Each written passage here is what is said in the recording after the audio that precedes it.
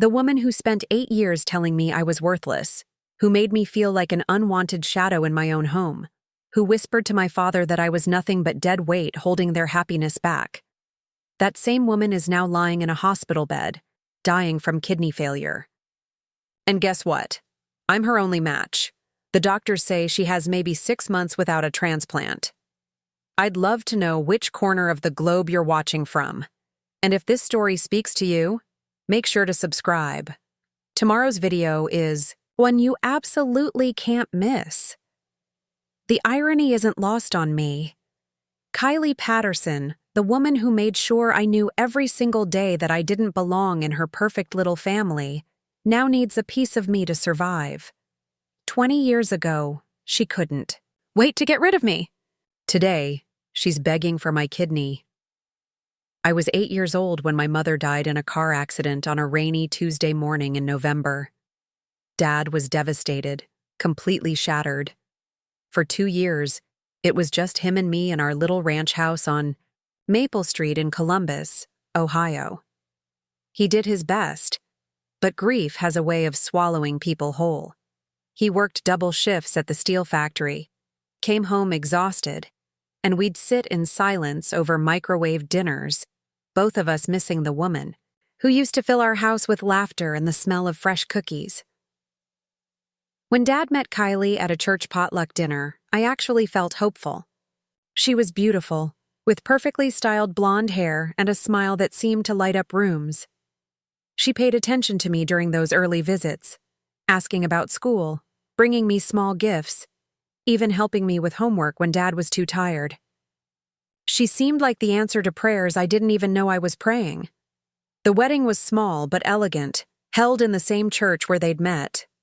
I was 10 by then, old enough to understand that this meant a fresh start for our broken family. Kylie wore a stunning white dress with delicate lace sleeves, and when she knelt down to my level during the ceremony and whispered that she was excited to be my mom, I believed her completely. Dad cried happy tears for the first time since Mom's funeral. For the first few months, everything seemed perfect. Kylie redecorated our house with feminine touches, floral curtains, scented candles, family photos in matching frames. She cooked elaborate dinners, helped me pick out new school clothes, and even signed up to volunteer at my school's reading program. Dad was happier than I'd seen him in years, humming while he shaved in the mornings and actually laughing at dinner table conversations. But slowly, almost imperceptibly, things began to shift. It started with little changes in routine. Kylie would forget to pack my lunch, then act surprised when I reminded her, saying she thought I was old enough to handle it myself. She'd schedule family movie nights but choose films she and Dad wanted to watch, dismissing my suggestions with a wave of her hand and a comment about how I needed to develop more mature tastes. The first time I heard her true feelings about me, I was hiding in the hallway closet playing a game I'd invented called Secret Agent, where I'd spy on the adults and pretend I was gathering intelligence. It was a Saturday afternoon, and Dad had gone to the hardware store. Kylie was on the phone with someone, her sister, I later realized, and her voice carried that sharp edge it never had when Dad was around. "Honestly, Rebecca, I love Marcus, but his son is such a handful," she said, and I could hear her pacing. In the kitchen. "The kid is constantly underfoot, always needing something, always interrupting our conversations. I thought I could handle being a stepmother, but he's just so demanding. It's like he expects me to replace his dead mother, and frankly, I'm not sure I signed up for that level of baggage." I pressed my back against the closet wall, my heart hammering so loud I was sure she'd hear it. She continued, her voice getting more animated as she vented. "Don't get me wrong, he's not a bad kid, just needy. Really needy. Marcus doesn't see it because he's still guilty about his wife dying. So he overcompensates by giving the boy whatever he wants. But I'm trying to build a life here. Trying to make this house feel like home for me, too. And it's hard when there's this constant reminder of Marcus's first marriage sitting at my dinner table every night. The words hit me like physical blows. I was 10 years old, still small enough to believe that adults always told the truth, and hearing Kylie describe me as baggage and a constant reminder made something inside my chest crack open. I stayed in that closet until I heard Dad's truck in the driveway, then slipped out and pretended to be reading in my room. From that day forward, I started paying closer attention to Kylie's behavior, and once I knew what to look for, the signs were everywhere. She'd smile and ruffle my hair when Dad was watching, but the moment he left the room, her expression would go blank, like someone had flipped a switch. She'd volunteer to help with my science projects in front of Dad, then conveniently remember urgent errands when it came time to actually do the work. The pattern became clearer as months turned into years. Kylie was performing the role of caring stepmother, but only when she had an audience. In private moments, she treated me like an inconvenient roommate she was forced to tolerate. She never yelled or said anything overtly cruel. She was too smart for that. Instead, she perfected the art of passive-aggressive dismissal. When I'd come home excited about making the school soccer team, she'd offer a distracted, "That's nice, sweetie," without looking up from her magazine. When I struggled with math homework and asked for help, she'd suggest I should be more independent and figure things out myself. When I got sick with the flu and needed someone to pick me up from school, she'd send Dad, claiming she was too busy with household errands to leave. The worst part wasn't even her indifference. It was the way she made me complicit in hiding it. She'd do something dismissive or cold, then immediately brighten up when Dad appeared, making some comment about what a good boy I was or how proud she was of me. If I tried to contradict her or explain what had actually happened, I looked like I was lying or causing drama. She was creating a narrative where I was the problem child making up stories for attention. By the time I turned 12, I'd learned to become invisible in my own home. I'd come straight to my room after school, do my homework quietly, and only emerge for dinner. I stopped asking Kylie for help with anything, stopped trying to include her in conversations, stopped hoping she'd show up to my school events. I became a ghost child, present but not really there, taking up as little space as possible. Dad noticed the change in me but misinterpreted it as typical adolescent withdrawal. When he asked if everything was okay, I'd nod and mumble something about being tired from school. How could I tell him that his new wife, the woman who'd brought light back into his world, saw me as nothing more than an obstacle to her happiness? How could I risk destroying the first genuine joy he'd felt since Mom died? The breaking point came during my 13th birthday. Dad had planned a small party, just the three of us and my two closest friends from school. He'd taken the day, off work, something he rarely did, and was genuinely excited about celebrating. Kylie had promised to make my favorite chocolate cake from scratch and help decorate the dining room with streamers and balloons. The morning of my birthday, I woke up to find Dad already dressed for work, grabbing his keys and lunchbox with a frantic expression. There'd been an emergency at the factory, a machine breakdown that required his specific expertise to fix. He'd be gone most of the day but promised to be back in time for dinner and cake. "Kylie will take care of everything," he said, kissing my forehead and handing me a $20 bill. "Maybe you two can go shopping for party supplies together. This'll be great. A chance for some bonding time." After Dad left, I found Kylie in the kitchen drinking coffee and scrolling through her phone. She was still in her bathrobe, her hair uncombed, looking like she'd just woken up. When I mentioned the party preparations, she glanced up with genuine surprise. "Oh, right. Your birthday thing." She sipped her coffee slowly, as if considering her options. "You know what, honey? I'm not feeling very well today. I think I might be coming down with something. Why don't you just invite your friends over for pizza instead? We can keep it simple." Simple turned out to mean no decorations, no homemade cake, and no effort whatsoever. When my friends arrived at 6, expecting the celebration Dad had described to their parents, they found me sitting alone in our plain dining room with a store-bought sheet cake still in its plastic container and a couple of 2-liter sodas. Kylie had retreated to her bedroom, claiming her headache was getting worse. My friends were polite about it, but I could see the confusion and pity in their eyes. This wasn't how birthday parties were supposed to look. Their parents picked them up early, and I spent the rest of the evening cleaning up paper plates and trying not to cry. When Dad got home at 9, exhausted and apologetic, Kylie emerged from the bedroom, looking refreshed and concerned. "Poor thing," she said, putting her hand on my shoulder in front of Dad. He was so disappointed about the party being small, but I explained that sometimes things don't go exactly as planned. I think he handled it very maturely, though. "Didn't you, sweetheart?" Dad looked between us, sensing undercurrents he couldn't quite grasp. "Did you have an okay time?" he asked me. I looked at Kylie, who was giving me that practiced smile, and felt something fundamental shift inside me. This was my choice. Tell the truth and risk Dad's happiness, or protect him and accept that this was how my life was going to be. "Yeah, Dad, it was fine." That night, lying in bed and staring at the ceiling, I realized that Kylie wasn't just indifferent to me.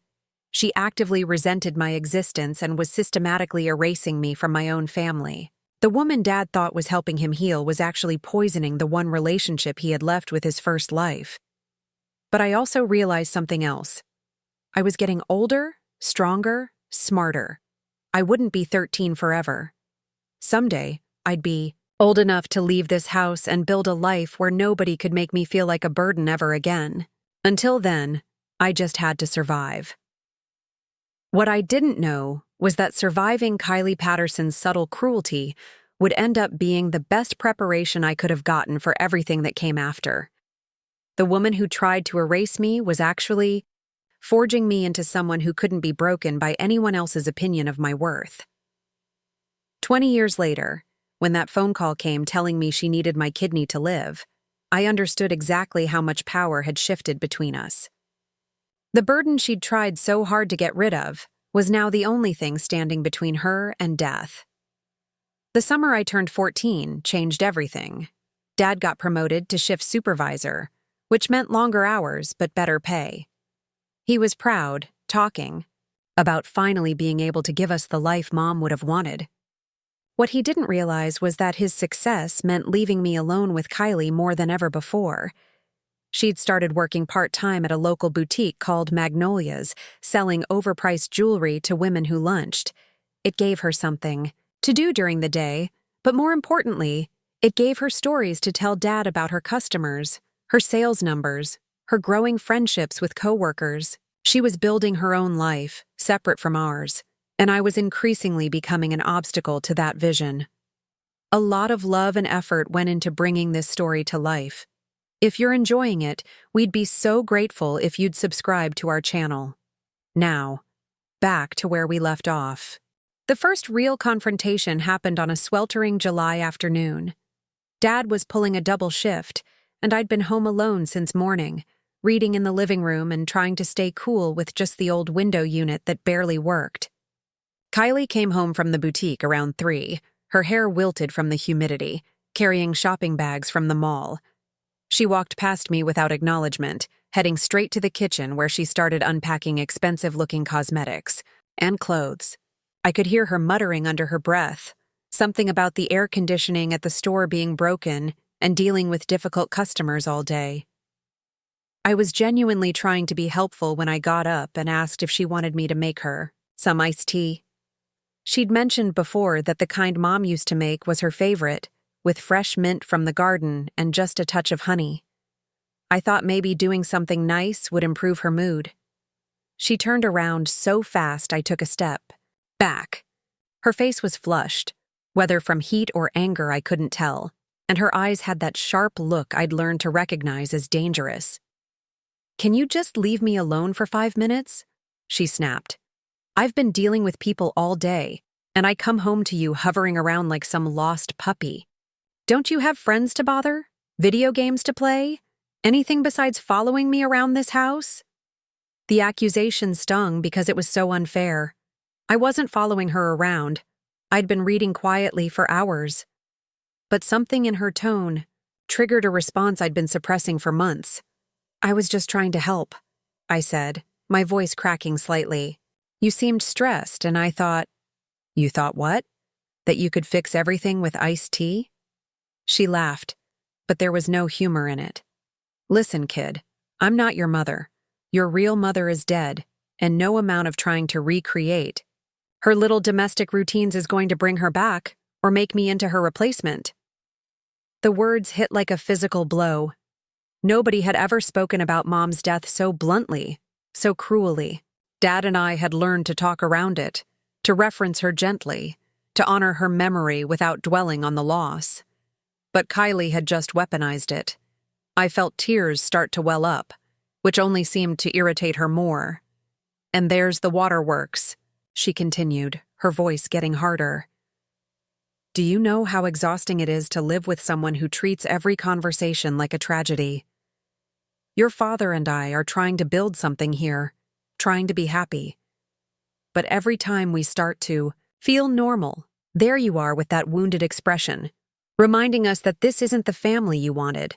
"That's not true," I managed to whisper, but she wasn't finished. "Isn't it? You think I don't notice how you get quiet when your father and I are laughing together? How you interrupt our conversations with some urgent need or problem? How you manage to get sick or have school issues whenever we try to plan a romantic weekend?" She stepped closer, her voice dropping to a hiss. "I know what you're doing. You're trying to keep him trapped in grief, trapped in the past, because if he ever fully moves on from your mother, you might actually have to share his attention." The accusation was so twisted, so opposite to what I actually wanted, that I couldn't even formulate a response. I wanted Dad to be happy. I wanted us to be a real family. But according to Kylie, my very existence was preventing that from happening. She must have seen something in my face because her expression shifted slightly, as if she realized she'd gone too far. But instead of apologizing, she doubled down. "Look, I'm not saying you're doing it on purpose. Maybe you don't even realize it. But the fact remains that this house was a lot more peaceful before you started competing for every scrap of your father's attention." She turned back to her shopping bags, effectively dismissing me. "Maybe it's time you learned to be a little more independent. 14 is old enough to take care of yourself without needing constant validation from the adults." I stood there for another moment, waiting for some sign that she regretted her words, that she'd remember I was still a child dealing with the loss of my mother, but she'd already moved on, humming softly as she organized her new purchases. That night at dinner, she was back to her performance. She asked about my day with apparent interest, complimented the way I'd set the table, and made sure Dad noticed how mature I was becoming. When he mentioned that I seemed quiet, she suggested I was probably just thinking deep thoughts, like the intelligent young man he was raising. But I caught her watching me throughout the meal with a calculating look, as if she were measuring how well I was hiding the afternoon's conversation. It felt like a test, and I understood that failing it would bring consequences. The pattern escalated from there. Kylie began finding fault with everything I did, but only when Dad wasn't around to witness it. I left dishes in the sink? She'd lecture me about respect and consideration. I forgot to fold the laundry I'd washed. She'd explain how inconsiderate behavior reflected poorly on Dad's parenting. I asked to have friends over? She'd point out how the house wasn't really designed for entertaining teenagers, and maybe I should learn to socialize elsewhere. Each criticism was delivered with a tone of patient instruction, as if she were genuinely trying to help me become a better person. But underneath the reasonable words was a clear message. You don't belong here, and everyone's life would be easier if you figured that out. The worst part was how she'd turn these private confrontations into public victories for herself. Later, that evening, she'd tell Dad about the helpful conversation we'd had about responsibility, or the mature discussion about independence. She was rewriting our interactions, casting herself as the caring stepmother helping guide a difficult teenager. Dad would nod approvingly, sometimes even thanking her for being so patient with me during what he assumed was typical adolescent rebellion. He had no idea that his wife was systematically dismantling my sense of belonging in my own home. The breaking point came in September, right before my 15th birthday. Dad had been talking about taking a weekend trip to Chicago for their first wedding anniversary, just the two of them. He was excited about it, describing the hotel he'd booked and the restaurants they'd try. But he was also worried about leaving me alone for 3 days. I overheard them discussing it one evening when I was supposed to be doing homework. Dad was in the shower, and Kylie was on the phone with her sister Rebecca again, the same sister, who'd been her confidant during that first conversation I'd overheard years ago. "He's being ridiculous," Kylie was saying, her voice carrying that familiar edge of frustration. "The kid is almost 15, perfectly capable of staying alone for a weekend, but Marcus acts like he's still 8 years old, like something terrible will happen if we leave him unsupervised for 72 hours. She paused, listening to her sister's response, then laughed bitterly. "Trust me, if anything, the house will probably run smoother without him here. No teenage drama, no constant need for attention, no interrupting our conversations with some crisis that needs immediate parental intervention." Another pause. "I swear, Rebecca, sometimes I feel like I'm married to 2 people, Marcus and his precious son. And guess which one gets priority when push comes to shove?" I pressed myself against the wall outside the kitchen, my heart racing as I listened to her continue. "Don't get me wrong, I love Marcus. But his son... God, his son is like this constant weight around our necks. Everything we want to do has to be filtered through what's best for him, what he needs, how he'll react. We can't even plan a simple anniversary trip without Marcus agonizing over whether it's fair to leave his baby boy alone." The contempt in her voice was unlike anything I'd heard before. This wasn't just annoyance or frustration. This was genuine hatred, barely disguised as concern. The truth is, that kid has never gotten over his mother's death, and he uses it like a weapon to control his father's attention.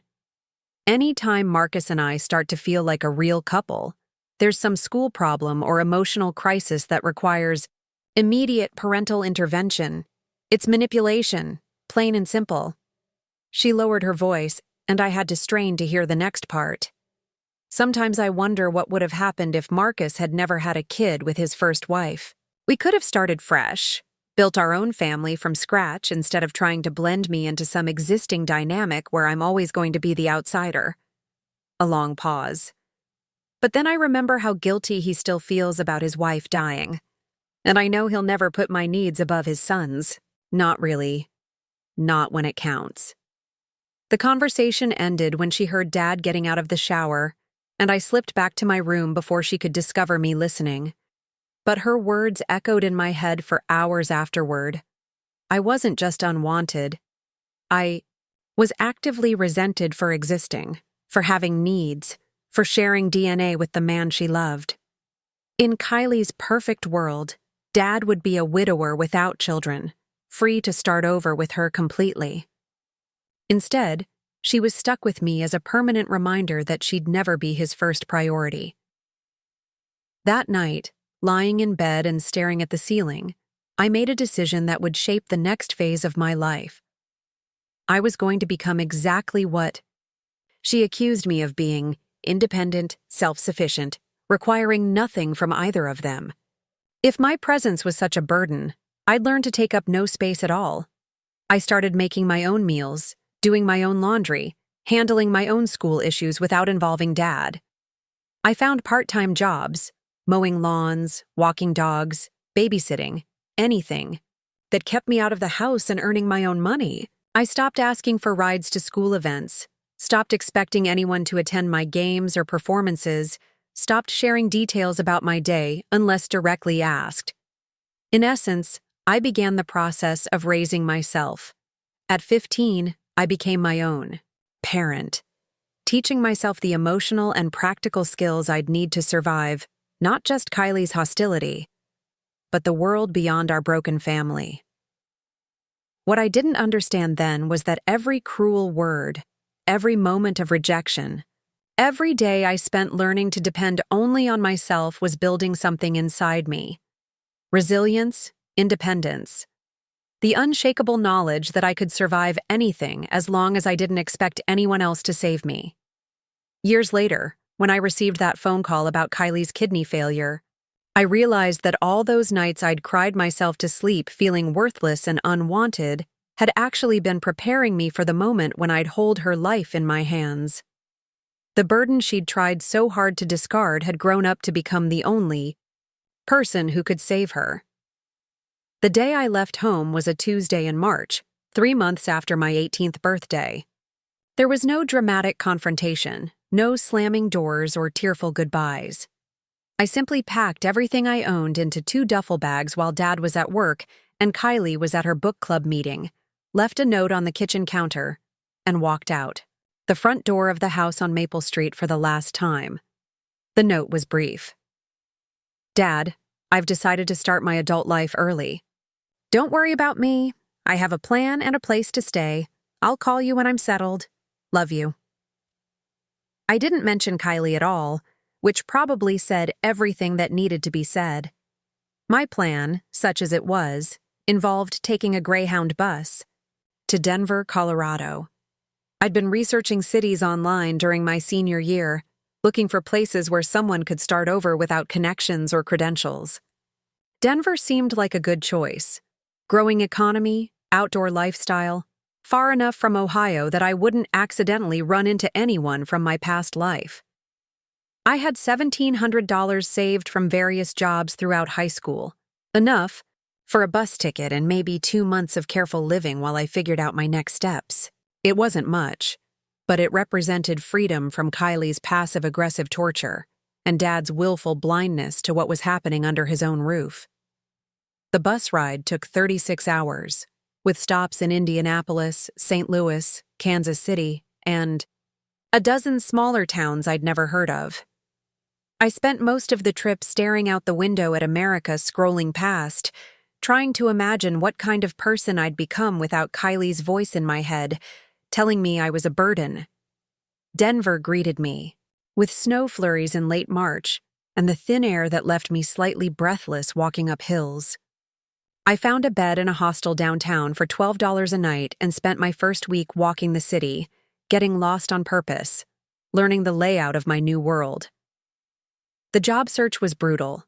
Without college education or specialized skills, I was competing with dozens of other applicants for every entry-level position. Restaurants wanted experience I didn't have.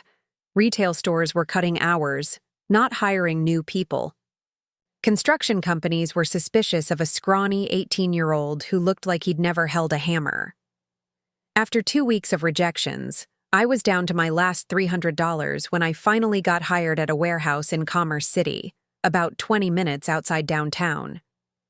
The work was physical, loading and unloading trucks, moving inventory, organizing stockrooms, but it paid $11 an hour and didn't require extensive background checks or references. My supervisor was a guy named Tony Mendez, probably, in his 40s, with forearms like tree trunks and a permanent scowl that turned out to hide a surprisingly fair management style. He didn't care about my story or where I'd come from, just whether I showed up on time and worked hard while I was there. "Kid looks hungry," I overheard him telling another supervisor during my first week. "Hungry workers are good workers, long as you don't starve them completely." I found a studio apartment in a converted warehouse building that rented to people with minimal credit history.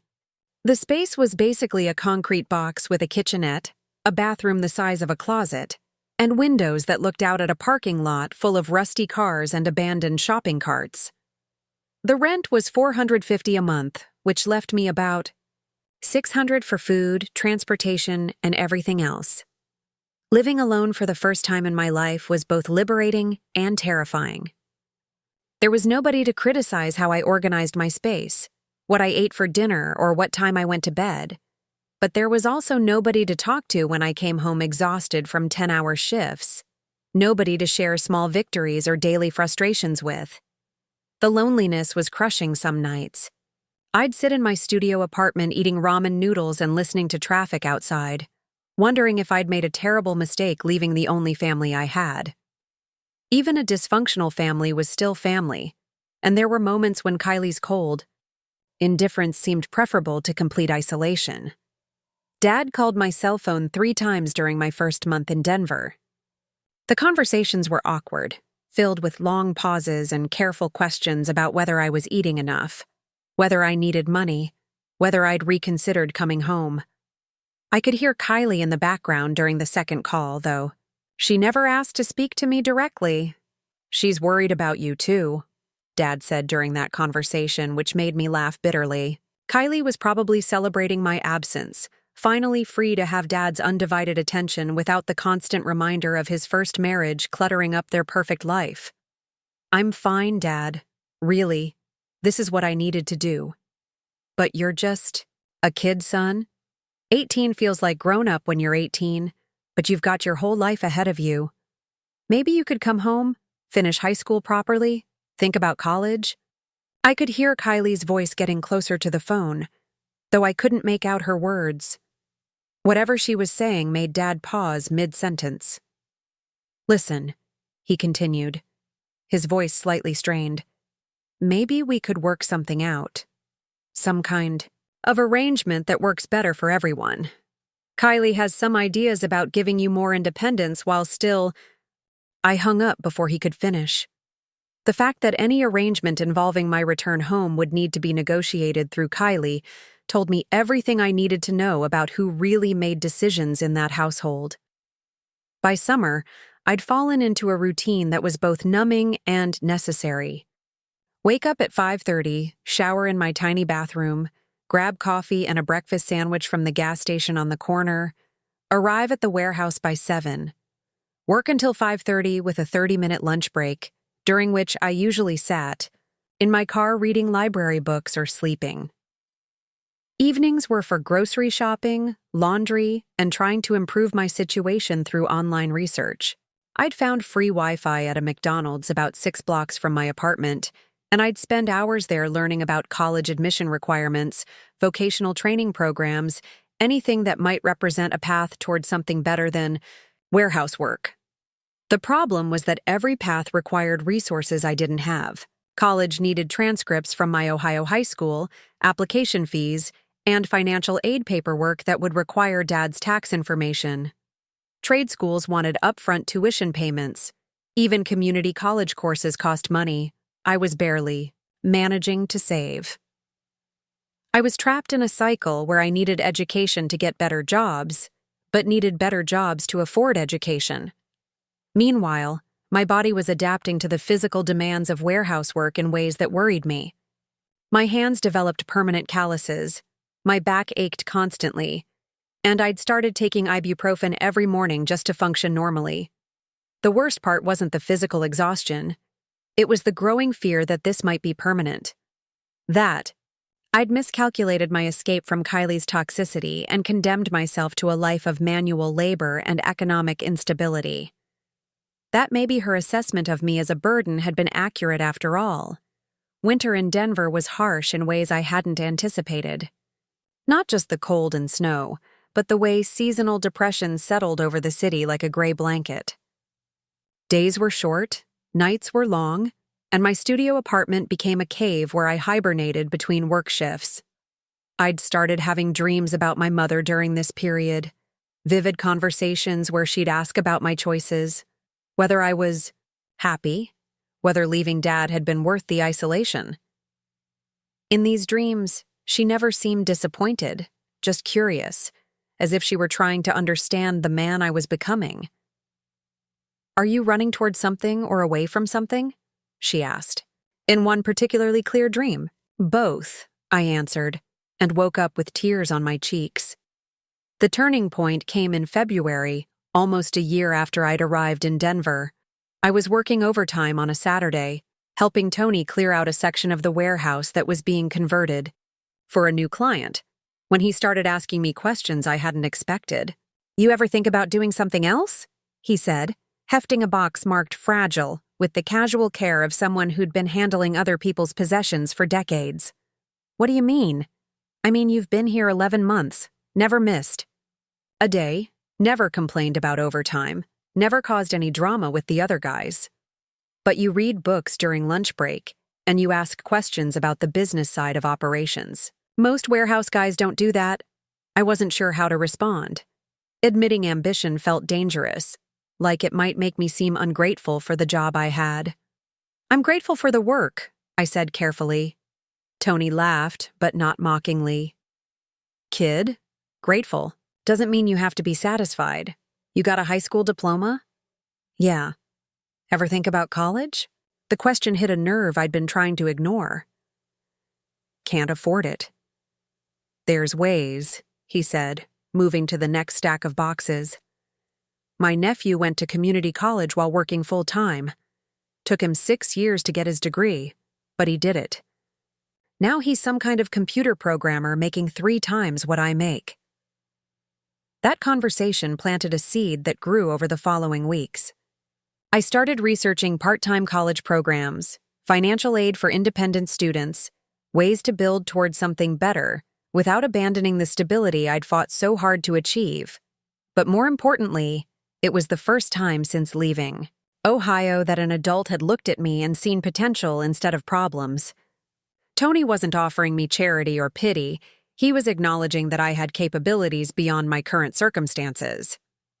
It wasn't until years later, when I received that phone call about Kylie's kidney failure, that I realized how much those early conversations with Tony had shaped my understanding of what it meant to see value in people others had written off. The woman who'd spent 8 years convincing me I was worthless was about to discover that the burden she'd tried to discard had learned to recognize his own worth, even when nobody else could see it. That knowledge would become crucial when the time came to decide whether she deserved the gift of life from the person whose existence she'd tried so hard to erase. The envelope arrived on a Thursday morning, in March, exactly 2 years after I'd left Ohio. I was getting ready for work when I heard it slide through the mail slot, landing on the floor of my apartment with the soft thud that meant it contained more than just bills or advertisements. The pie. Return address made my stomach clench. Ohio State University Medical Center. For a wild moment, I thought something had happened to Dad, that Kylie had somehow tracked me down to deliver terrible news. My hands were shaking as I tore it open. Inside was a letter from Dr. Sarah Chen explaining that I'd been identified as a potential kidney donor match for a patient in their transplant program. They were reaching out to all possible matches from their national database, and would I be willing to undergo preliminary testing to determine compatibility? The letter was professional, clinical, careful not to reveal the patient's identity due to privacy regulations. But it included a reference number that, according to the attached paperwork, I could use to get more information if I decided to move forward with testing. I stood in my kitchen holding that letter for 10 minutes, reading it over and over again. Someone, somewhere, needed a piece of me to survive.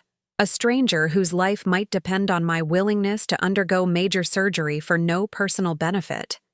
The irony wasn't lost on me. For years, Kylie had made me feel like my very existence was a burden on everyone around me. Now, suddenly, my existence might be the key to saving someone else's life. I called in sick to work that day and spent hours researching kidney donation. The procedure, the risks, the recovery time, the screening process.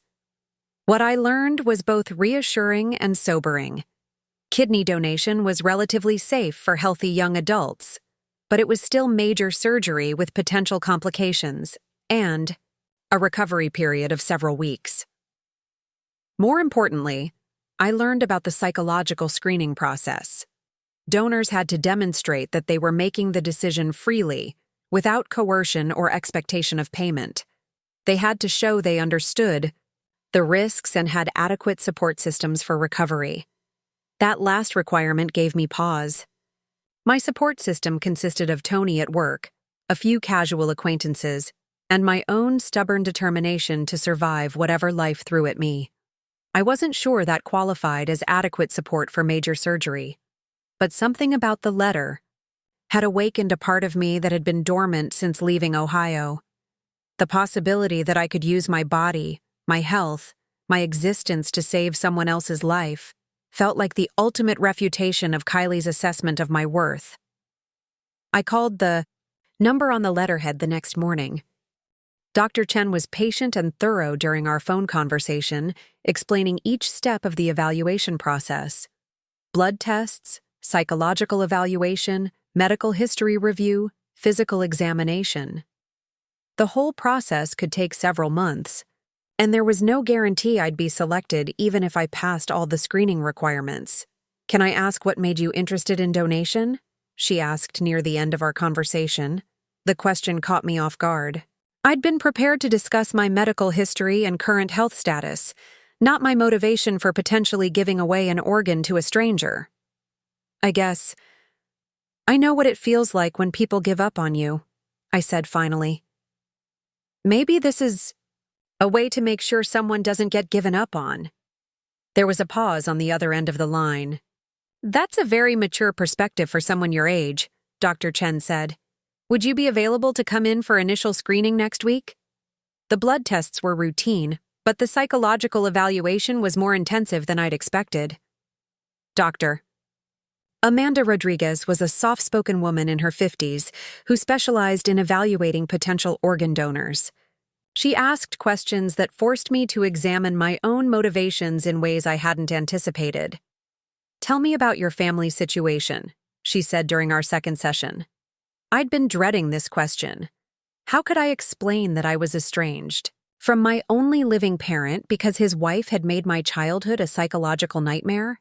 How could I admit that my primary support system was a warehouse supervisor who'd shown me basic human decency? "It's complicated," I said. "Most family situations are. Can you help me understand the complications?" So I told her. Not everything. That would have taken hours. But enough to give her a picture of why I'd left Ohio, why I was living alone in Denver, why the idea of saving someone's life felt like a way to prove my own worth. Dr. Rodriguez listened without judgment, taking occasional notes, asking clarifying questions that helped me articulate feelings I'd never put into words before. "It sounds like you've dealt with some significant emotional challenges," she said when I'd finished. "How do you think those experiences might affect your ability to make a clear decision about organ donation?" The question was fair, but it stung. Was she suggesting that my difficult childhood had damaged my judgment? That trauma survivors couldn't be trusted to make rational medical decisions? "I think those experiences taught me the difference between people who see you as valuable and people who don't," I said. "Right now, a stranger might live or die based on whether I'm willing to help. That feels more real to me than most of the relationships I've had." Dr. Rodriguez made a note, then looked up with an expression I couldn't read. "Have you considered that this decision might be motivated by a desire to prove your worth to people who questioned it?" The observation hit like a physical blow. Was that what I was doing? Trying to demonstrate to Kylie, years after the fact, that I wasn't the burden she'd claimed I was? Maybe, I admitted. But even if that's part of it, does it matter? If someone gets a kidney they need, does my motivation change the outcome? "It matters for your own psychological health," she said gently. "Organ donation is a generous act, but it shouldn't be motivated by a need to prove yourself to people who failed to see your inherent value." That session ended with homework. She wanted me to spend a week thinking about whether I'd be willing to undergo the surgery, even if the people who'd hurt me never knew about it, never acknowledged my sacrifice, never changed their opinion of me. The question haunted me for days. Would I donate a kidney to a stranger purely for the sake of helping them? Or was I secretly hoping that news of my altruism would somehow reach Kylie and Dad, forcing them to confront how wrong they'd been about me? I was working through this internal debate during a lunch break when Tony sat down across from me in the warehouse break room. "You've been distracted lately," he said without preamble. "Everything okay?"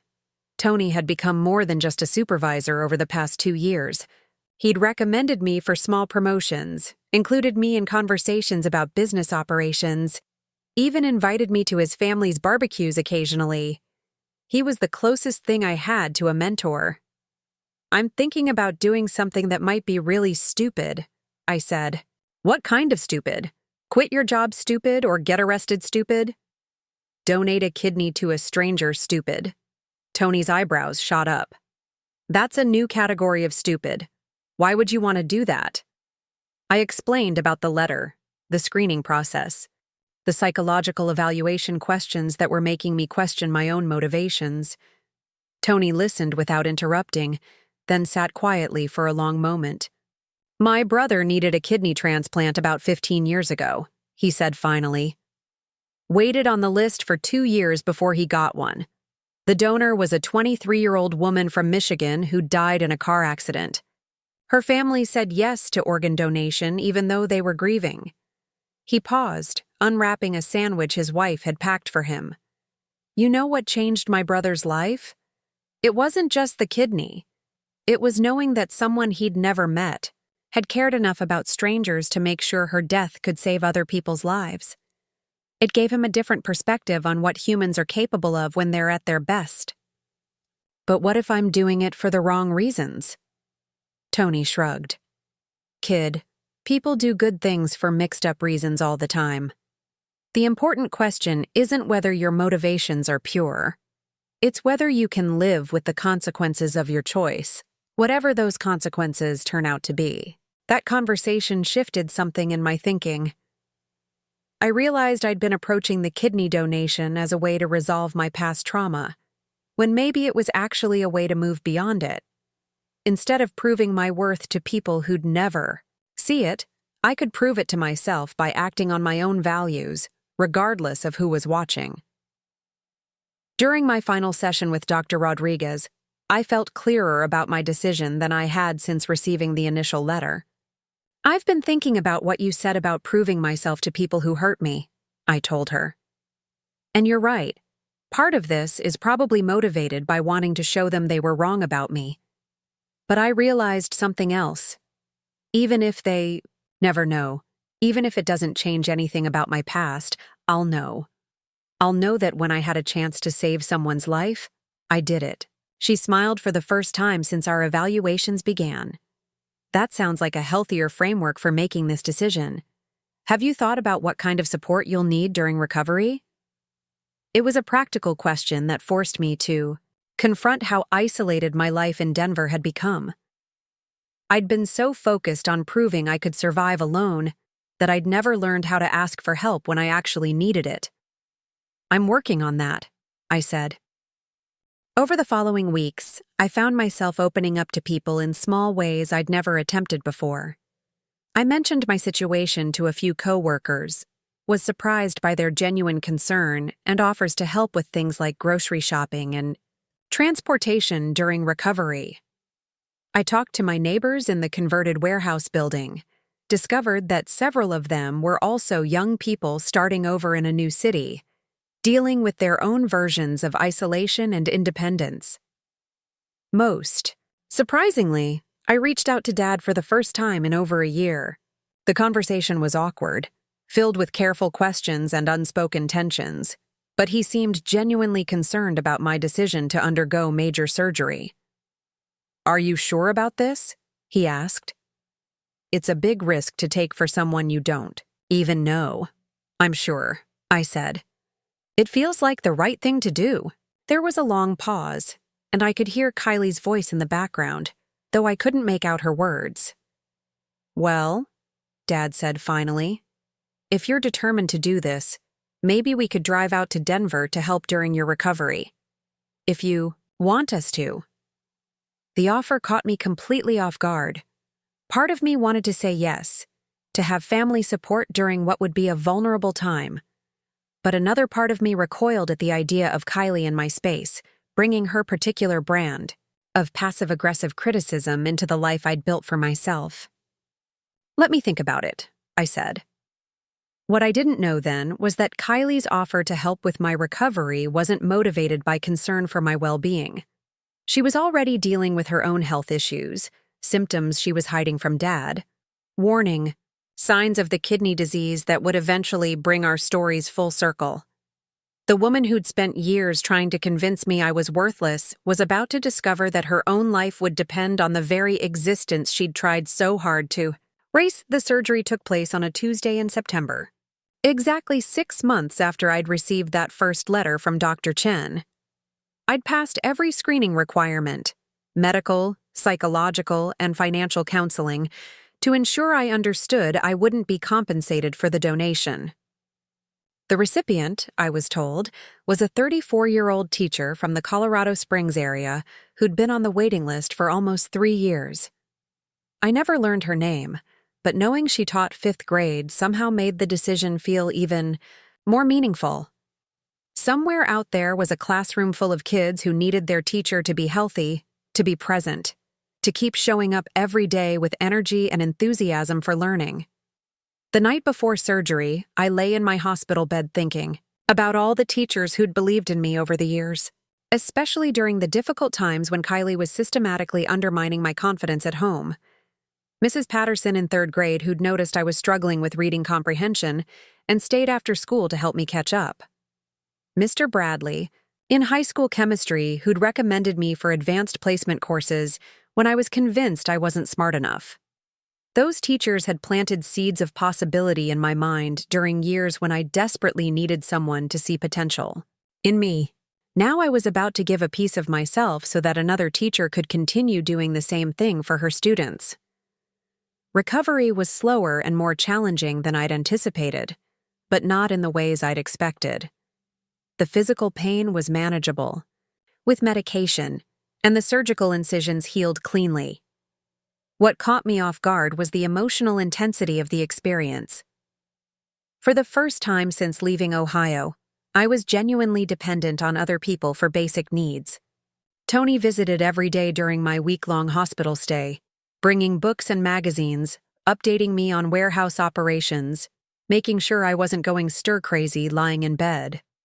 My neighbors from the converted warehouse building took turns bringing meals, picking up groceries, handling errands I couldn't manage while recovering. Most surprisingly, several co-workers I'd barely spoken to stopped by with cards and small gifts. These weren't people I socialized with outside of work, but they'd heard about the donation and wanted to show support for what they called my heroic act. The word heroic made me uncomfortable. I didn't feel heroic. I felt like someone who'd finally found a way to turn years of feeling worthless into something meaningful. But their admiration was genuine, and slowly I began to understand that other people saw my choice differently than I did. Dr. Chen visited during my final day in the hospital to check on my recovery progress and share news about the recipient. The surgery had been successful, the transplanted kidney was functioning normally, and the teacher was expected to make a complete recovery. "She asked me to give you this," Dr. Chen said, handing me a sealed envelope. Inside was a handwritten note on school stationery decorated with cartoon pencils and apples. The handwriting was neat, precise, the kind that came from years of writing on whiteboards and correcting homework. "Dear donor," it read, "I don't know your name or your story, but I know that you've given me something more precious than I can ever repay. Because of your generosity, I'll be able to return to my classroom next month to continue teaching the students who've been waiting for me to get better. I want you to know that your gift isn't just saving my life. It's touching the lives of every child I'll teach from now on. 25 fifth graders are going to have a healthier, more energetic teacher because of what you've done. Over the years, that will multiply into hundreds of students whose education will be better because you were willing to help a stranger. Hope you understand that you've started a ripple effect of goodness that will continue long after we've both forgotten the details of this surgery.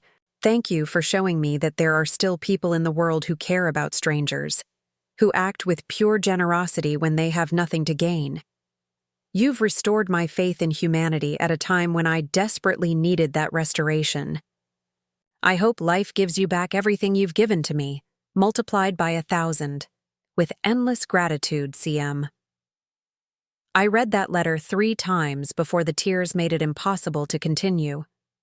This woman didn't know about Kylie's years of emotional abuse, didn't know about the nights I'd cried myself to sleep feeling worthless and unwanted. She just knew that a stranger had saved her life, and she'd chosen to respond with grace and gratitude that made my sacrifice feel like the most important thing I'd ever done.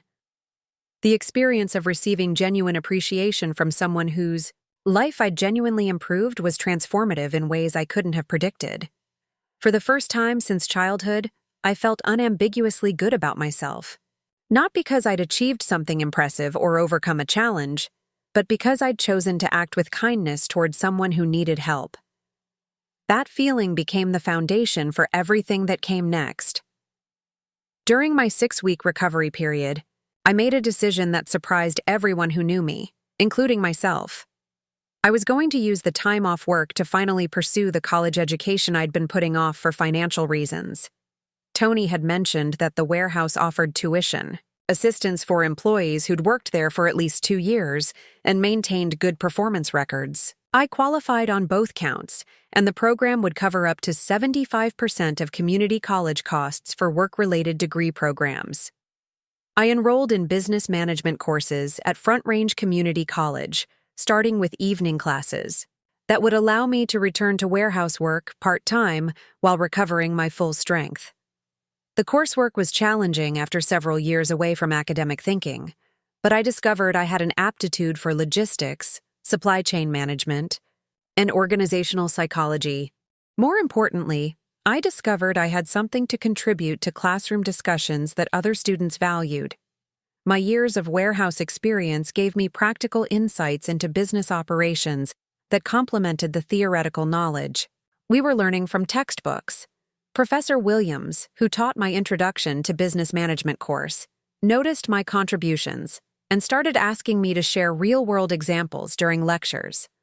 Other students began approaching me after class with questions about how supply chain theories actually worked in practice. Have you considered pursuing a 4-year degree in business administration? Professor Williams asked me after I'd been in his class for about a month. You have natural analytical skills and practical experience that would make you competitive for transfer programs. The suggestion planted a seed that grew rapidly. I started researching 4-year business programs at universities in Colorado, looking into transfer requirements, financial aid options, and career prospects for business graduates. What I discovered was that my warehouse experience, combined with an associate degree in business management, could open doors I'd never considered. Supply chain management was a growing field with good salaries and advancement opportunities. Companies valued people who understood both the theoretical frameworks and practical realities of moving products from manufacturers to consumers. For the first time since leaving Ohio, I had a clear vision of what my life could become. Not just survival, not just independence, but actual professional success in a field where my background would be an asset rather than a limitation. The transformation wasn't just academic. As I spent more time on campus, participating in study, groups and class projects, I began developing social skills I'd never learned as an isolated teenager in Kylie's house. I learned how to contribute to group discussions, how to disagree respectfully with other people's ideas, how to build collaborative relationships with classmates from different backgrounds. My confidence grew as professors praised my work and classmates sought out my perspective on business problems. I started to understand that the independence I'd developed through years of emotional neglect had actually prepared me well for adult responsibilities that many of my peers were still learning to handle. By my second semester at Front Range, I was working reduced hours at the warehouse and earning nearly straight A's in my business courses. Tony had been promoted to operations manager and started involving me in decisions about workflow optimization and employee training programs. "You've got good instincts for management," he told me one day as we reviewed productivity reports from different shifts. "You understand that business success depends on treating people well, not just moving products efficiently." That observation resonated deeply. Years of being treated poorly by Kylie had taught me exactly how management behavior affected employee motivation and performance. I knew from personal experience what it felt like to be undervalued, dismissed, and made to feel expendable. I started developing a management philosophy based on the opposite approach, recognizing people's contributions, investing in their growth, creating environments where everyone felt valuable and respected. It wasn't just theoretical idealism. It was practical knowledge gained through surviving years of psychological manipulation. When I finally transferred to the University of Colorado, Denver, to complete my bachelor's degree in business administration with a concentration in supply chain management, I carried with me not just academic credits, but a clear sense of purpose. I wanted to build organizations where people like my 18-year-old self would be valued, where individual contributions mattered, where nobody would have to question their worth based on other people's inability to see their potential. The woman who'd spent years convincing me I was a burden had inadvertently prepared me to become someone who specialized in recognizing value in people and systems that others might overlook. That expertise would prove crucial when I received the phone call that would bring our stories full circle. When Kylie Patterson's life would depend on the very person whose existence she'd tried so hard to diminish, the burden she'd rejected had grown up to become someone who understood exactly what it meant to hold another person's life in your hands, and the responsibility that came with that power. The call came at 7:30 on a Sunday morning in October, 5 years after my kidney donation and 3 months after I'd graduated with my bachelor's degree in business administration. I was making coffee in the kitchen of my new apartment in downtown Denver, a one-bedroom place with actual windows that faced the mountains instead of a parking lot, when my phone rang with a number I didn't recognize. "Is this Daniel Martinez?" The voice was unfamiliar, professional, with the careful neutrality of someone delivering difficult news. "Yes, this is Daniel. My name is Dr. Jennifer Walsh. I'm calling from Presbyterian St. Joseph Hospital. I have your father, Marcus Martinez, listed as your emergency contact, and he asked me to reach out to you directly." My stomach dropped. Dad was 62, had been dealing with high blood pressure for years, worked too many hours at a job that was becoming increasingly stressful as the steel industry contracted. I'd been expecting this call, dreading it, preparing myself for news about his heart or a stroke or some other consequence of decades of manual labor and emotional stress. "What happened? Is he okay?" "Your father is fine," Dr. Walsh said quickly. "I'm actually calling about your stepmother, Kylie Patterson. She's been admitted to our renal unit with end-stage kidney disease. Her condition has deteriorated rapidly over the past few months, and she's been placed on our transplant waiting list." The words hit me like a physical blow. Kylie. Kidney disease. Transplant waiting list. "I don't understand," I managed to say. "Why are you calling me?" "Because you're listed in the National Organ Donor Database as someone who's previously donated a kidney. Patients with compatible family members often have shorter wait times for transplants, and we're required to reach out to all potential matches when someone's condition becomes critical." The irony was so sharp it took my breath away. The woman, who'd spent 8 years making me feel worthless, who'd convinced me I was nothing but a burden on everyone around me, was dying from the same type of organ failure that had led to my first kidney donation. And now doctors were asking if I'd be willing to save her life. "Has she been told you're calling me?" I asked. "Not yet. We wanted to gauge your interest in testing before we discussed potential family donors with the patient. These conversations can be emotionally complex, especially when family relationships are complicated." Dr. Walsh's careful phrasing suggested she knew something about the dynamics between Kylie and me, though I couldn't imagine how she'd gotten that information. "I need to think about this," I said. "Of course, but I should mention that Mrs. Patterson's condition is quite serious. Without a transplant, she has perhaps 6 to 8 months. With her blood type and tissue markers, the average wait time for a deceased donor kidney is 18 to 24 months. Time is a significant factor in her prognosis." After I hung up, I sat in my kitchen staring at my coffee mug, trying to process what I'd just learned. Kylie was dying. The same woman who'd whispered to my father that I was a burden, who'd made me feel invisible in my own home, who'd counted down the days. Until I turned 18 and could be legally discarded, that woman needed my help to survive. My first instinct was bitter satisfaction. The universe had delivered perfect poetic justice. The person who'd tried to erase me from her family was now completely dependent on my willingness to help her. I held her life in my hands the same way she'd once held my emotional well-being in hers. But as the day wore on, that initial rush of vindication gave way to more complex emotions. I thought about the teacher whose life I'd saved with my first kidney donation, how meaningful it had. Felt to know I'd helped someone continue doing good in the world. I thought about the management philosophy I'd developed based on treating people with the dignity Kylie had denied me. Most of all, I thought about what kind of person I wanted to be when faced with the ultimate test of my own character I called Dad that evening. The conversation was awkward, filled with long pauses and careful words, but also marked by an honesty we'd never achieved during my childhood. "She's scared," he said simply. I've never seen her scared before, but she's terrified of dying. The doctors say her kidneys are functioning at less than 10% capacity. How long has she been sick? She started having symptoms about 2 years ago, but she didn't tell me how serious it was until last month when she collapsed at work.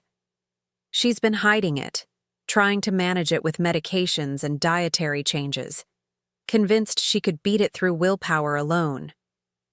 That sounded like Kylie, too proud to admit vulnerability, too controlling to accept that some problems couldn't be managed through force of personality. "Dad, can I ask you something?" "Sure." "Did you know how she treated me when you weren't around?" There was a long silence. When he finally spoke, his voice was quieter, older somehow. "I suspected something wasn't right. You changed after she moved in, became withdrawn, stopped talking to me about school or your friends. But I was so grateful to have someone in my life again after your mother died that I didn't want to look too closely at problems that might complicate things." It wasn't a complete admission of culpability, but it was more honesty than he'd ever offered before. "She made me feel like I didn't belong in my own family," I said. "I know. And I'm sorry. I should have protected you better, should have paid more attention to what was happening under my own roof. I failed you as a father, and I've regretted it every day since you left." The apology hit harder than I'd expected. I'd spent years imaging this conversation, preparing arguments and accusations, building my case for why I'd been justified in cutting them out of my life. But Dad's simple acknowledgement of his failures diffused most of my anger. "She's asking to see you," he continued. "Kylie. She knows the doctors called you about testing for compatibility, and she wants to talk to you before you make a decision." "What? Did you tell her?" "That the choice is entirely yours, that she has no right to expect anything from you after the way she treated you, but also that you're a better person than she gave you credit for, and if you choose to help her, it'll be because of who you've become, not because of anything she deserves." 2 days later, I drove to Columbus for the first time in 7 years. The city looked smaller than I remembered, the streets narrower, the buildings less impressive. My childhood house on Maple Street appeared almost insignificant compared to the enormous presence it had held in my memories. Dad met me at the front door. He'd aged more than I'd expected. Grayer hair, deeper lines around his eyes, shoulders that curved slightly forward as if he were carrying invisible weight. But his hug was genuine, and for a moment I was 12 years old again, grateful for any affection from the one parent I had left.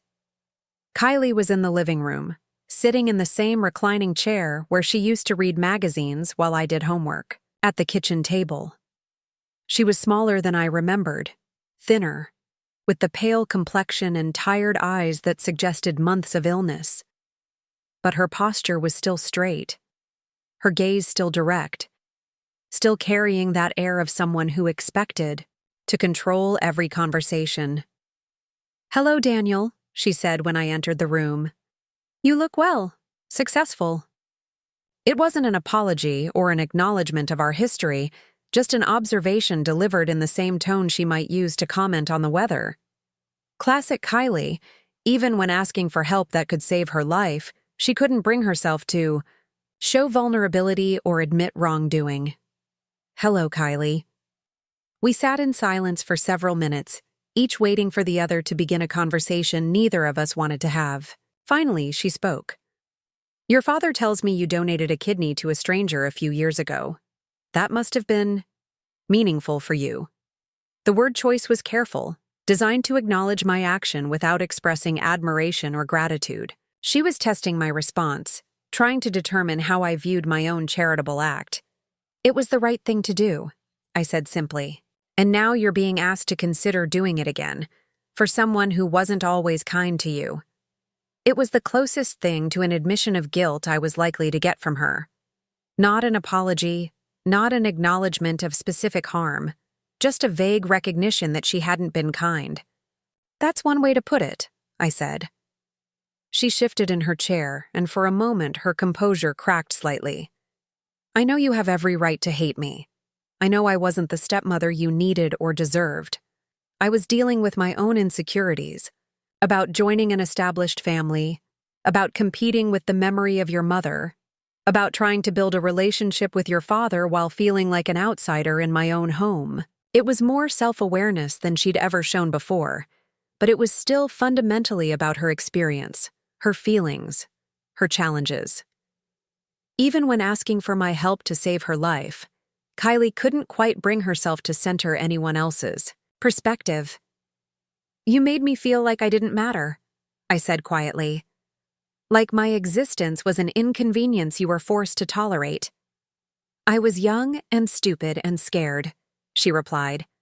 "I thought if I could just wait you out, if I could just get through the years until you left for college, everything would be easier. I didn't understand that families aren't supposed to be about waiting for people to leave." We sat with that admission for a moment. It wasn't everything I'd hoped to hear, but it was something. An acknowledgement that her behavior had been wrong, even if she couldn't quite bring herself to apologize directly or take full responsibility for the damage she'd caused. "The doctors say you're a perfect match," she continued. "Better compatibility than most siblings. If you agreed to testing, if the surgery moved forward, my chances of successful recovery would be excellent." I studied her face as she spoke, looking for signs of the woman who'd whispered to my father that I was a burden, who'd made me feel invisible during my own birthday party, who'd systematically erased me from my own family. She was still there, but overlaid now with desperation, with the particular vulnerability that comes from facing your own mortality. "Why should I help you?" I asked. The question hung in the air between us like a challenge. For the first time in our relationship, I held all the power, and we both knew it. "Because," she said finally, her voice barely above a whisper, "you're a better person than I ever was." And maybe that's the point. Maybe this is how the universe balances things out. The person I tried to diminish gets to decide whether I live or die. It was the most honest thing she'd ever said to me. Not an apology, not an expression of regret for specific actions, but an acknowledgement of the fundamental truth that had always existed between us. She had tried to diminish me, and now I had the power to choose her fate. The woman who'd called me a burden was asking the burden to save her life, and I finally understood what my answer would be. I left Kylie's house that afternoon without giving her an answer. I told her I needed time to think, which was true, but what I really needed was space to figure out who I wanted to be in this moment that would define the rest of my life. I drove around Columbus for hours, past my old high school, through neighborhoods, where I'd delivered newspapers as a kid, along streets that held memories of a childhood that felt like it belonged to someone else. The city was the same, but I was completely different. Not just older, but fundamentally transformed by years of independence, education, and the hard-won knowledge that my worth wasn't determined by other people's ability to see it. That evening, I sat in a hotel room near the airport and called the only person whose advice I truly trusted. Tony? It's Daniel. I know it's late, but I could use someone to talk through something complicated. Kid, you saved my life by getting me promoted to operations manager. I owe you more late-night conversations than you could ever cash in. What's going on? I told him everything. The phone call from Dr. Walsh, the visit with Kylie, the impossible decision I was facing. Tony listened without interrupting, occasionally making small sounds that indicated he was following the story, but not judging my emotions. So let me get this straight, he said when I'd finished. The woman who made your childhood hell is dying of kidney disease, and you're the only family member who's a compatible donor. That's the situation, and you're trying to decide whether to save her life. Yeah. Tony was quiet for a long moment. I could hear his wife talking to their kids. In the background, normal family sounds that reminded me of everything I'd missed growing up with Kylie's cold hostility. Can I tell you what I think the real question is? He said finally. Please. I don't think you're trying to decide whether to save her life. I think you're trying to decide what saving her life would mean about who you are. Whether helping her makes you weak or strong. Whether forgiveness is the same thing as letting her off the hook for what she did to you. His observation cut straight to the heart of my confusion. I wasn't struggling with whether Kylie deserved my help. I already knew she didn't, at least not based on how she'd treated me. What I was struggling with was what my decision would say about my own character. I keep thinking about that teacher I donated to 5 years ago, I said. How meaningful it felt to help someone who genuinely needed it, who would use the gift to do good in the world. But with Kylie, it feels different, more complicated. Of course it does. The teacher was a stranger, easy to be generous with someone who's never hurt you.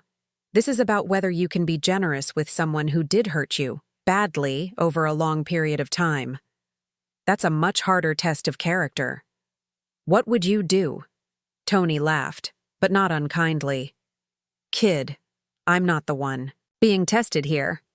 But I'll tell you what I learned from watching you over the past 7 years. You're not the kind of person who makes decisions based on what other people deserve.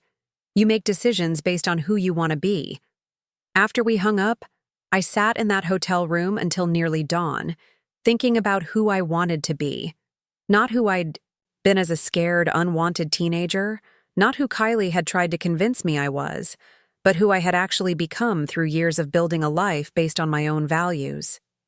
I thought about the management philosophy I'd developed, based on recognizing value in people even when others couldn't see it. I thought about the teacher whose life I'd saved, how my donation had rippled out to touch hundreds of students she'd continue to teach. I thought about Tony's guidance, Professor Williams's encouragement, Dr. Rodriguez's challenge to examine my own motivations. All of these people had seen something in me that Kylie had missed. They'd invested in my potential, believed in my capacity for growth, treated me with dignity even when I couldn't quite believe I deserved it. The person they'd helped me become wasn't someone who withheld life-saving help based on old wounds. That person was someone who acted with generosity even when it wasn't earned, who chose to build rather than destroy, who understood that true strength came from using your power to lift others up rather than tear them down. By morning, I knew what I was going to do. I called Dr. Walsh before I left the hotel. This is Daniel Martinez. I'm ready to start the compatibility testing process. I'm glad to hear that. Can you come in this week for initial blood work? I can come in today. The testing process moved quickly, partly because of Kylie's deteriorating condition, and partly because my previous donor experience had already established my medical and psychological fitness for the procedure. Within 2 weeks, we had confirmation that I was indeed a nearly perfect match, better compatibility than most siblings, excellent prospects for successful transplantation and recovery. Dad cried when I told him I'd agreed to the surgery. You don't know what this means, he said, his voice breaking. I know I don't deserve this kindness, and I know she doesn't either, but this isn't about what either of you deserve, I interrupted gently. This is about what I can live with. And I can live with saving a life, even if it's complicated. Kylie's reaction was more muted, but no less emotional. When Dr. Walsh called to tell her that I'd been approved as a donor, she asked to speak with me directly. "I don't understand why you're doing this," she said, "because it's the right thing to do. But after everything I put you through, this isn't about the past. It's about right now, today, and the choice I'm making about who I want to be going forward." There was a long pause before she spoke again. "I don't deserve this." "No," I agreed. "You don't. But that's not how I make decisions anymore." The surgery was scheduled for December, exactly 8 years after I'd left home with nothing but 2 duffel bags and the determination to build a life where I mattered. This time, I was returning to Ohio as someone who understood his own worth, who had built meaningful relationships, who had accomplished things that proved Kylie's assessment of me had been fundamentally wrong. The night before the operation, Kylie asked if we could talk privately. We met in the hospital cafeteria, both of us struggling with pre-surgery anxiety and the strangeness of sitting across from each other as adults having a conversation neither of us could have imagined years. "Earlier, I need to say something before tomorrow," she began, her hands wrapped around a coffee cup she wasn't drinking. "I need to apologize, really apologize, not just acknowledge that I wasn't kind." I waited, not making it easier for her, but not shutting down the conversation either. "I was jealous of you," she said finally. "A grown woman, jealous of a child. Your father loved you in a way that was pure, uncomplicated, permanent.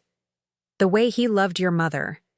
And I knew that no matter what I did, no matter how perfect a wife I tried to be, I would always be competing with that kind of love." It was more honesty than she'd ever offered before, and it explained behavior that had seemed inexplicably cruel when I was experiencing it. "So I tried to make you smaller, less important, hoping that would make me more important. I convinced myself you were manipulative, attention-seeking, impossible to please. I turned you into the problem so I wouldn't have to examine my own insecurities and jealousy." She looked directly at me for the first time during the conversation. "I was wrong. About everything. You were a child who'd lost his mother and needed support, and instead, I made your grief about my own fears. I stole years of happiness from you, from your father, from all of us. And now you're saving my life despite that. I don't understand that kind of forgiveness." "It's not forgiveness," I said quietly. "Not yet anyway. Maybe someday. But right now, it's just a choice to do the right thing regardless of our history." She nodded, tears running down her cheeks. "I spent 8 years trying to convince you that you were a burden. Tomorrow you're giving me a kidney. The irony isn't lost on me." "Good," I said. "I hope you think about that irony every day for the rest of your life. I hope you remember that the person whose existence you resented is the reason you're still alive." The surgery went perfectly. My second kidney donation was easier than the first, partly because I knew what to expect, and partly because I had a stronger support system for recovery. Tony flew out from Denver to stay with me for a few days. Dad took time off work to help with logistics. Even some of my college classmates sent cards and messages. Kylie's recovery was more complicated, as recipient surgeries often are, but within a week her new kidney was functioning normally, and her color was returning to something closer to healthy. Before I flew back to Denver, she asked to see me one more time. "I want you to know that I understand what you've given me," she said from her hospital bed. "Not just the kidney, but the example. You've shown me what it looks like to act with grace when you have every right to act with bitterness. I hope you do something meaningful with the time you've been given," I replied. "I will. I promise you. I will." 6 months later, I received a card in the mail. Inside was a photo of Kylie volunteering at a children's literacy program, reading to kids who looked about the same age I'd been when she'd first made me feel unwanted. The note was brief. "Trying to earn the gift you gave me.